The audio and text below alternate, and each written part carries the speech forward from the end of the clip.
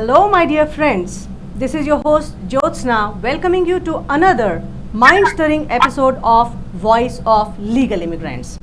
As promised, my goal is to keep the legal immigrants updated and educated on the current developments related to the immigration situation. Today, we have a very important and controversial topic to discuss. The topic is S386 bill and its future, introduced in the Senate on 7th of February in 2019. This was the bill which was reported to the Judiciary Committee but was not taken up. And then it was later taken up in the Senate by the unanimous consent. This bill increases the country cap on family-based immigration visas from 7% of the total number of such visas available that year to 15% and eliminates the 7% cap for employment-based immigration visas. It also removes an offset that reduced the number of visas for individuals from China. This bill also establishes transition rules for employment-based visas from financial year 2020 to financial year 2022 by reserving a percentage of EB2 workers with advanced degrees or exceptional ability and EB3, that is skilled and other workers, visas for individuals not from the two countries with the largest number of recipients of such visas. Of the unreserved visas, not more than 85% shall be allocated to immigrants from any single country. Today, to discuss on this and what has happened recently, we have our esteemed guest here with us. His name is Mr. Shalabh Kumar. He is the founder and advisor of RHC, and he's also the champion for the legal high-skilled immigrants in the United States of America. Understanding the seriousness of this matter that happened on 27th of June when the unanimous consent to this bill S386 was objected by Senator Rand Paul, I had to bring in Mr. Shalabh Kumar, who happens to be a very close friend of Senator Rand Paul, and Senator Rand Paul has advocated for the cause of legal immigrants in a major way for many years now. So I am bringing Mr. Shalabh Kumar to discuss on this matter on the telephone, understanding he could not fly down to our studios in New Jersey. So here we have Mr. Shalabh Kumar. Shalabh, welcome to Voice of Legal Immigrants. Good afternoon and good evening to your listeners. First of all, I will just make one statement that I know that there are lots and lots of people and hundreds of thousands of people that are suffering from the current immigration backlog and the law which exists in the country. Right. And I got involved in it only like a couple of years ago, but this battle has been going on for the last 8 to 9 years. And in fact, the first time I was introduced to this problem, I cannot forget the tears in the eyes of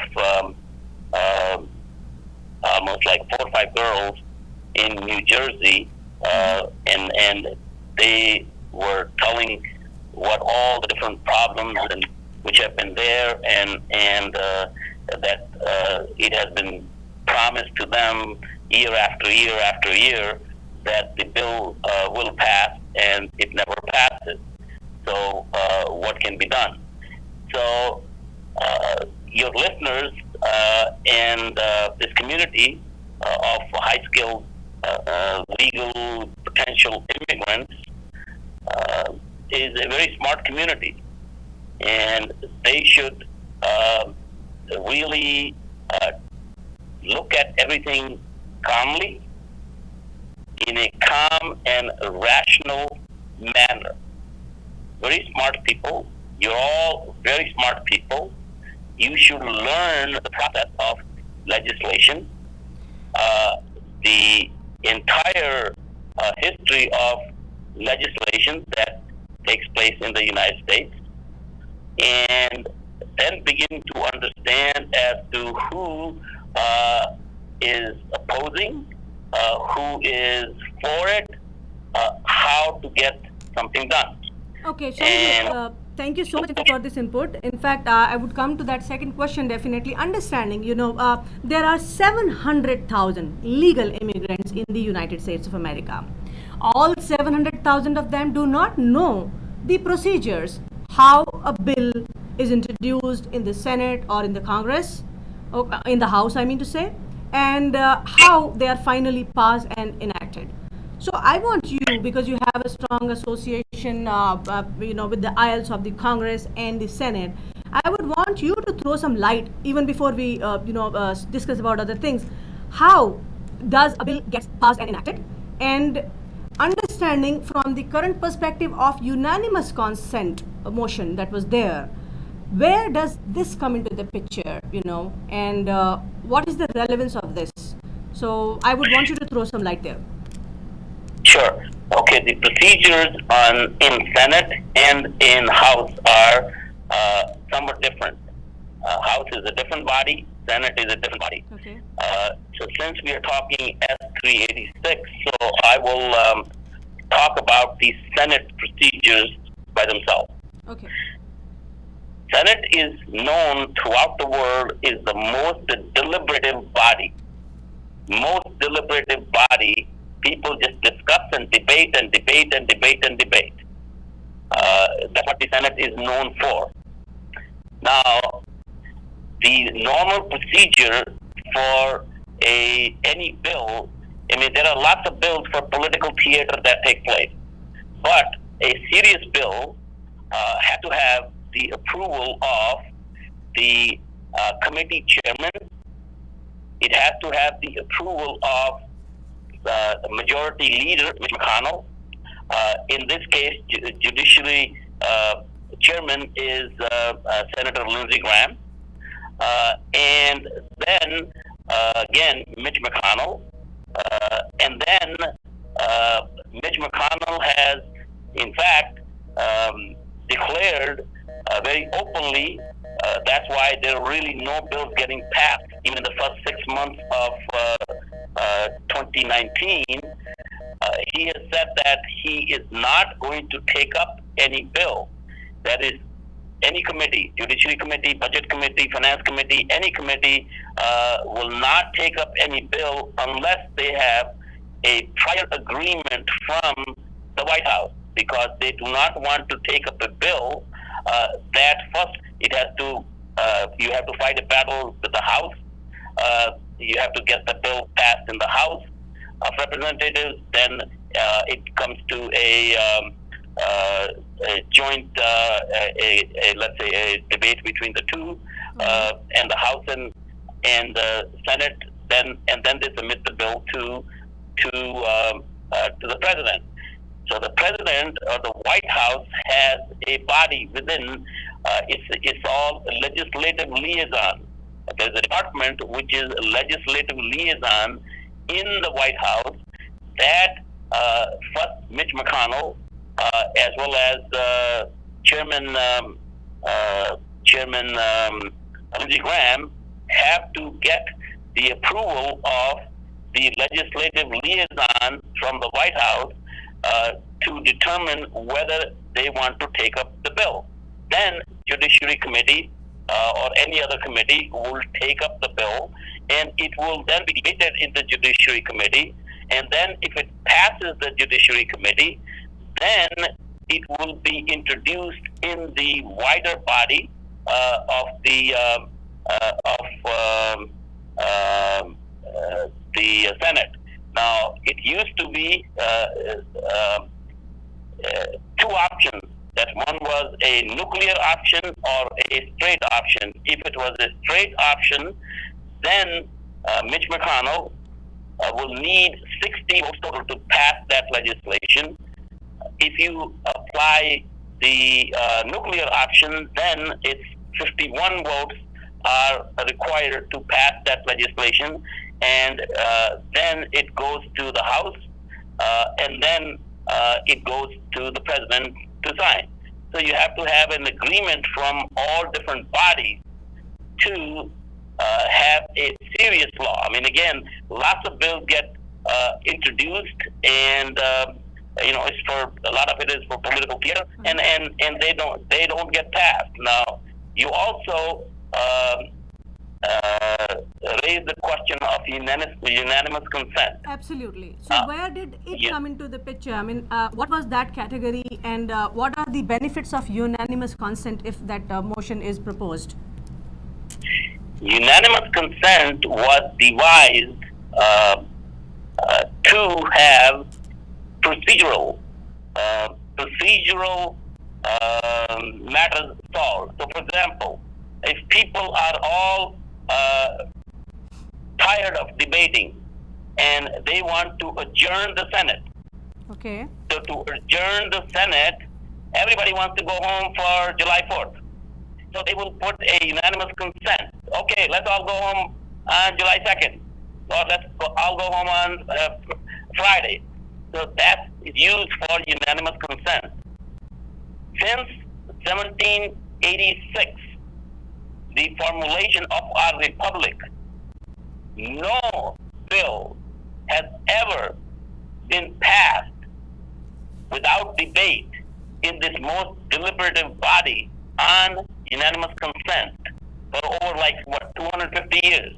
No bill, or 240 years or so, no bill makes it to unanimous consent. That's just not the procedure. The procedure for unanimous consent actually first adopted in 1846. That was on the to end the debate, because Senator Allen at that time our country was negotiating with Britain over Oregon, the state of Oregon, and debate was on and on and on and on. It was going on for 4 months, 5 months. People were getting tired of it, and that's where the unanimous consent came in first. That is first time unanimous consent. They said, okay, well, let's at least agree to end the debate. Now, we have talked for 4 months, 5 months. Let's end the debate. Okay. And by the way, again, I will say our people are very smart. They should take the time to learn. Go to Google. Google has everything in it. Talk about unanimous consent. Look up at Wikipedia. Look up any bill which made through on unanimous consent. So, Shaliji, sorry to interrupt here. Of course, I understand your point. What you are trying to say is it is very rarest of the rare cases when unanimous consent motion would be, presented. I mean, and with such a serious bill, which is all about immigrants here, legal immigrants, high-skilled immigrants. It's not the rarest of the rarest. It's just not done. It's a procedure. It's a procedure to have end a debate. I have a question here. Sorry, Shaliji. I have a question. If that was the case, that this unanimous consent motion is not going to go anywhere, why did the champion for S386, Mr. Mike Lee, introduce it? Was he not aware of this rarity? I mean, it's not going to happen? Of course he knows that. And he's a great senator from the state of Utah. Okay. He's a great champion of the immigrant community. Okay. He's a great champion of, the Utah is becoming Silicon Slopes. Right. That's what they call them. It's not the Silicon Valley. It's called the Silicon Slopes.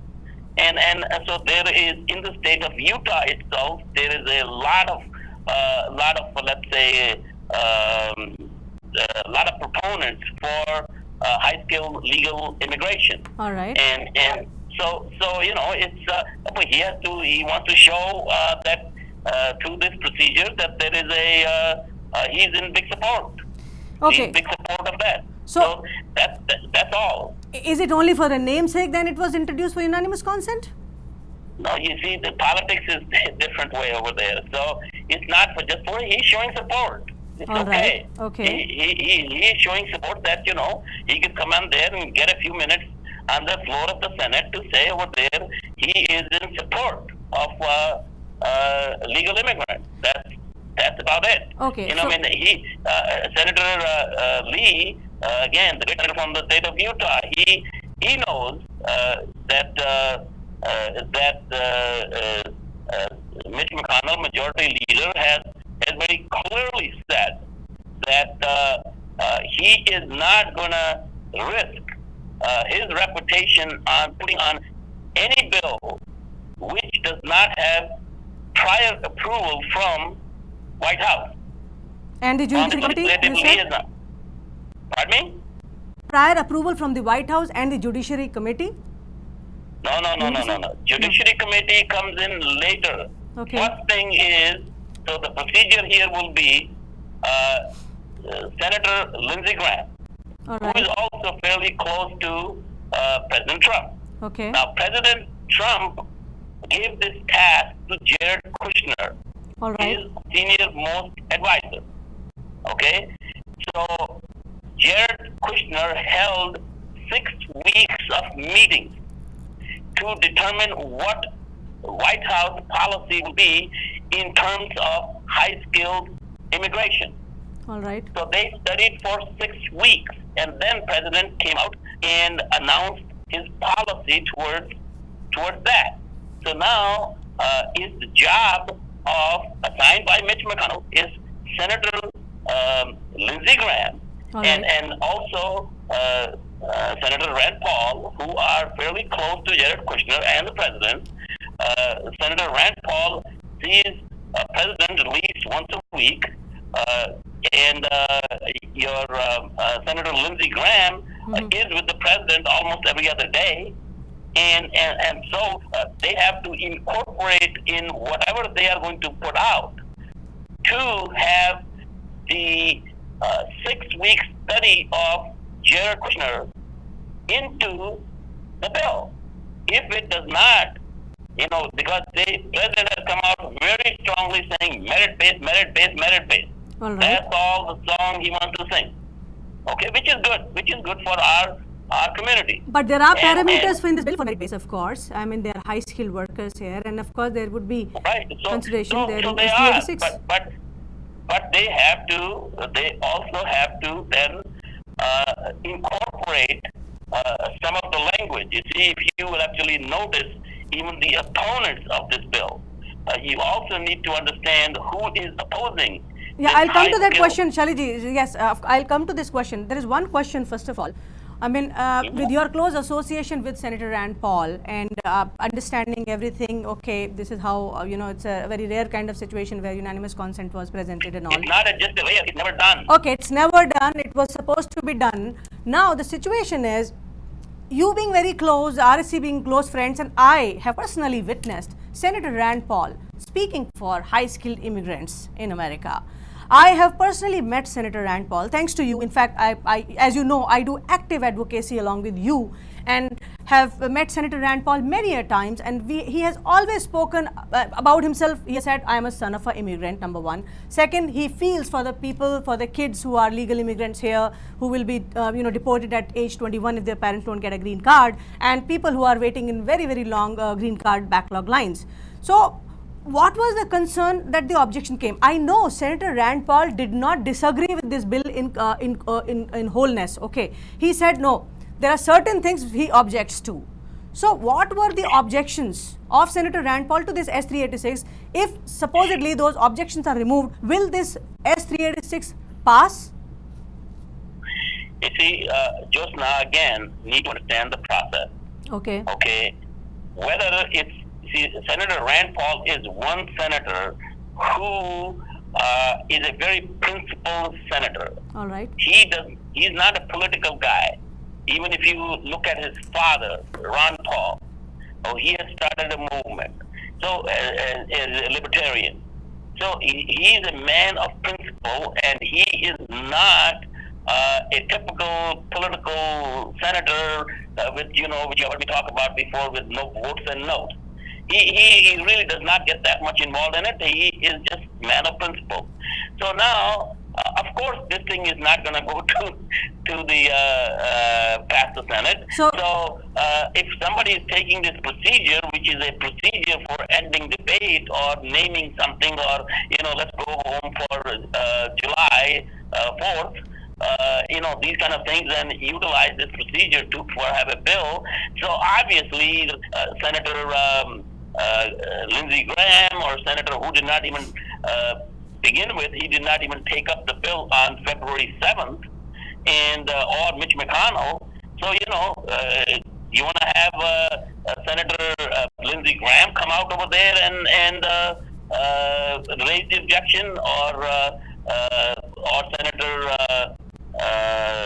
Senator Mitch McConnell, the majority leader, come out and raise the objection. Shali, okay, Mr. Kumar, in okay, the group, yeah. In the group, they say over there, hey, who's most familiar with it? Who's most familiar in the Senate? Right now, there's no question. Okay, Shaliji, I will interrupt you in between. In fact, KO is also trying to call right now. Should I merge you? Okay. Okay, Yeah. I'm merging KO right now with you, and henceforth to my viewers. In fact, I have Mr. KO Anderson. He is the executive director of Republican Hindu Coalition, and he is very closely working with Senator Rand Paul currently on this, various matters regarding the legal immigrants in the United States of America. KO, welcome to Voice of Legal Immigrants. Thank you. Perfect. So right now I'm talking to Mr. Shalabh Kumar, and there are, of course, there are some serious questions I'm floating around, and of course I will ask you a couple of questions as well. Till then, I would want you to just listen to what's happening right now. So, Mr. Kumar, in fact, the point is, of course, I understand your point. You are saying Senator Rand Paul is a very principled man, and he does not go by the politics of notes and votes. Now, I want to bring this to your notice. Having been very active into the advocacy effort, having been involved with masses here, ever since since June 27th, when this whole fiasco happened, a lot of people, in fact, from the immigrant community, high school immigrants, were distraught. They felt betrayed. They were saying, Senator Paul has been so close to RSC. You people are very active there. How come you were not aware that S386 would be objected by Senator Paul? Why Senator Paul? Why not anybody else? You see, this talking to Senator Rand Paul, what we find that this was a surprise. It was a surprise. Okay, you were also not aware? No, yeah, this was a surprise. See, because where KO was in the process was that the bill isn't really the bill which has been written up, which gets all the green card backlog cleared in 3 years, is in KO's hands. And because the senator wants to have RSC's input in it, and but at that then came President and Jared Kushner's desires. So those desires also have to be incorporated into Rand Paul's bills. This is again, there are lots of egos there, so you have to take care of everybody's position. Obviously, Senator Rand Paul's bill has to take care of what the president wants. So, I will interrupt one more time, Shaliji. So, you mean to say S386, with the objection from Senator Paul, is not going anywhere? He would not negotiate on that? How about he passes S386 and presents his parallel bill with all the loopholes which he was considering? There are loopholes in the current bill. He can always present a separate bill for that. Why not? What happens is, understanding the situation of these legal immigrants, they are living in real hell every day. Every moment they have I will come. No. I will listen to you. One second. I'll finish my lines, Shaliji. These people are in so much of trouble to maintain their visas. They are in constant, indentured servitude. Many of the people have developed stress-related diseases. Some people have died of heart attacks and strokes because of the stress that is there to maintain their visa status, their families, their kids' education in this country. With any bill, this was the closest bill ever, what we thought, as a legal immigrant community, and I understand you're saying it's not a procedure to do, but this was the closest bill ever available, which would have passed if Senator Paul would not have objected to that unanimous motion. Secondly, even if any new bill that comes into the picture now will again consume 1 year, 2 year, 3 year, God knows really. For every legal immigrant in this country, it is a sheer distraught situation where every day is a hell for them to pass. How do you give them the respite? How soon, if you feel that Senator Rand Paul has a parallel bill in hand, is going to introduce a parallel bill?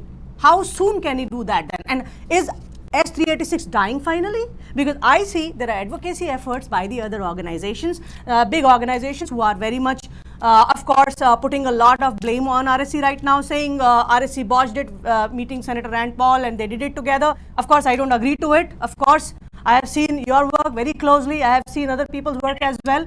But what is going to happen? Why can he not remove the objection, negotiate it, and present a parallel bill? You see, Jyotsna, if it was that easy, it would have been done 8 to 9 years ago, where the advocacy for passing earlier versions of 386, HR 392, all those bills were there. It's been going on for 8, 9 years. If it was that easy, it would have been done. It would have been long done. Okay? But then earlier it was always for the vote. This was a unanimous consent. As you said, it never happened. It was going to happen this time. The unanimous consent cannot take place. You will upset the entire presidency of the United States. Okay. So this means Mike Lee took the offense? But that's just not, it's not even in the cards. It cannot take place. I mean, you will have, senators, the whole Senate will go up in flames. So it's just not the procedure. It's just not going to happen. It's very important to understand who are the real opponents. Okay, tell us who are the real. Okay, I will rephrase this question for other people in case the clarity is low.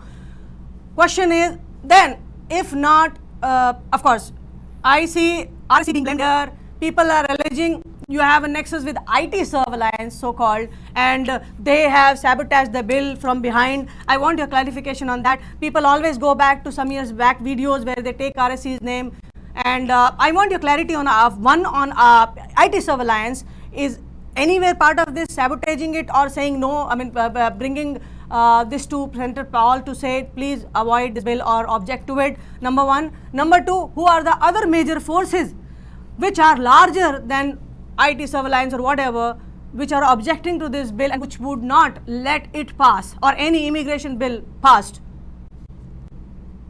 Okay, it's a very good question. Okay, first of all, IT Serve. I have not spoken to anyone, RSC has not spoken to anyone in IT Serve for the last 18 months. So you're saying last 18 months you have not spoken to any of the IT Serve people? You have not been involved with them?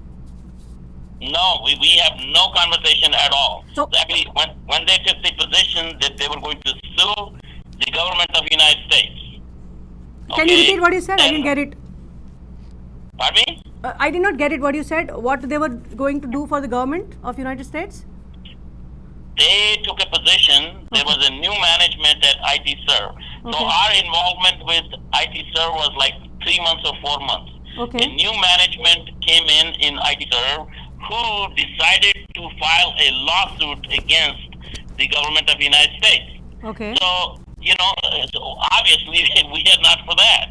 So then there has been just no conversation. No conversation. There's not like, no email, no communication, no tattoo, nothing.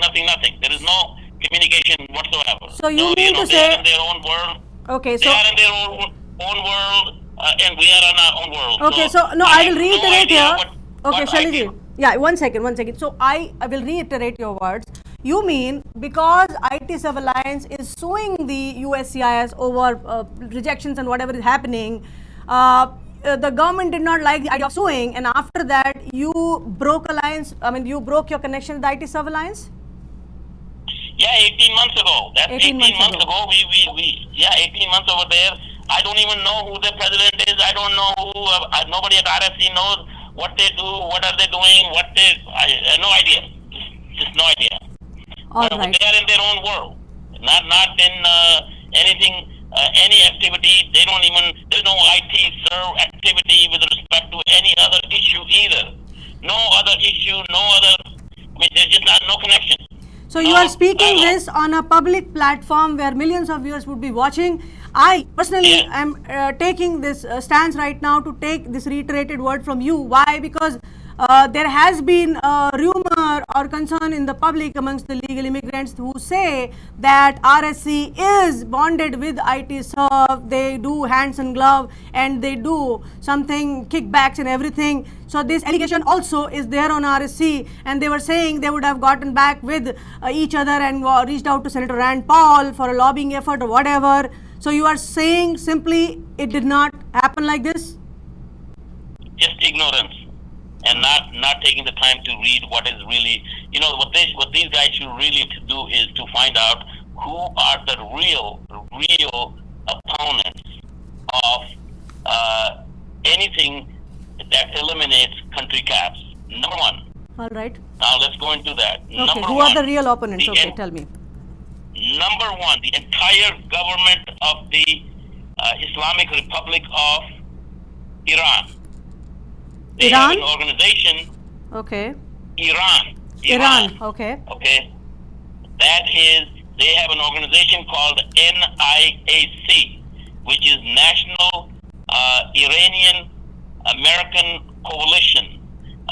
And what our understanding is they are funded just for particular this issue to the tune of over $50 million by the government of Tehran. Wow. To oppose this. Okay? Is it a true fact? Is it a real fact mentioned somewhere? Is it a fact that can be traced somewhere? Yes. Go search Google. In fact, they take pride. That when Kevin Yoder came up with the bill last year, that they defeated it. They celebrated. They had a huge victory celebration, and then they celebrate. Find out who the real enemies. Take time. You guys are intelligent guys. Take out your smartphones. Take out your laptops. Do research. That's number one. Okay. Number one enemy. The biggest enemy is with the power of money. That is NIAC, fully supported by the government of Tehran. Number two. All right. Second government, which is being supporting because they want to have at least 25 to 30,000 Philippine nurses get into the United States every year. So no matter where you go, they obviously, the government of Philippines has a very strong lobby. So no matter who you go to, you could go to Goodlatte, you could go to just about every senator, just about every congressman, all the White House liaison people, all of them. They know what the government of Philippines wants. So, government of Philippines is against the S-386 or any of its variants, okay? Because that causes a problem for them. So, I will object. I'm sorry, I will interrupt here. So, Senator Rand Paul did mention about these Filipino nurses, okay? And he did speak about when he put the objection that this is one thing where we need to resort to it. Is that so? That's for everybody. That's a given. Even we should, again, you guys are smart people. Read what the closest we came to was Carlos Curbelo, congressman from Florida. He had to include a provision, a separate carve-out for 25,000 Filipino nurses. There's not anybody, even with Senator Rand Paul, Lindsey Graham, Jared Kushner, you take anybody out of these, they want to have that carve-out. So that's a huge public relations and lobbying effort by the government of Philippines. Okay. Now, so there are two governments involved. Who else is third one? Pardon me. The third one is your U.S. tech workers. They hold these podcasts almost every 2-3 days, and some pretty prominent people who are upset against any provisions of the S-386. Then there is protect U.S. workers. Okay, for your listeners, I am blocked. RSC is blocked even from communicating to these two organizations. They blocked on you? Twitter, on Twitter? on Facebook. Okay. They consider us to be their enemy because they consider us to be proponents of legal immigration. And then, of course, there is the one which is kind of a little bit of a change in position is Neil Monroe. Neil Monroe of Breitbart. And otherwise, Breitbart has been quite favorable. But this Neil Monroe, he would like to send. I mean, he's taken a position. Forget about, and he's got a pretty big mouthpiece. So he's taken a position. Forget about passing any of these bills to include to reduce the green card wait time. He wants to send all in the backlog back to India, back to the original country. Sure. So Mr. Kumar. He's got a pretty big. Okay, I think this list is big list. Now I see 4 or 5 big names here. Who are the people who are opposing this? And then also, I have another point to make. Right. Okay, our people should go see Indian ambassador. Okay. Like the government of Philippines All right. is supporting their people. The government of Tehran is supporting their people. Why is the government of India is not supporting? He's got the biggest among Philippines and Tehran. He's got the biggest horsepower. Okay. Why does it not? Don't the proponents of this go reach out to the Indian government and go out to reach the Indian ambassador? The Indian ambassador could simply, Iran is boycotted from selling oil to lots of different places, but it sells a lot of oil to India. India could apply pressure on Tehran, saying, "Hey guys, loosen up a little bit, back off a little bit, get this NIAC, NIAC, which you're funding to the tune of $50 million, have them back off." Okay, so this is. So, Shalabh, thank you so much. Right, thank you so much for these inputs where you speak about people who are against it and how we go and speak to the government of Tehran. But there is a question now. When we speak about speaking to Indian ambassador or the government of India, is it not a usual trend that any government, any other nation's government cannot interfere into the government's action in the United States of America? Not correct. Not correct. These are all Indian citizens. In fact, when at our urging, when the first meeting with Prime Minister Modi after his election took place with President Obama at that time, there was a bill S-744, which would have sent 500,000 people back on L1. Those people were on a different category. On L1 category, that bill 744 would have sent 500,000 people back to India. And Prime Minister Modi actively, properly took a position. Actually, there is a video for that. And Obama didn't quite agree with that, so he looked the other way. But Modi took the position. Any government Okay. is entitled to look for the welfare of its citizens. So, thank you so much, Shaliji. I will, in fact, take a little break in between now because I know you've been speaking for a long time and a lot of inputs are coming from you. Of course, my viewers are watching here.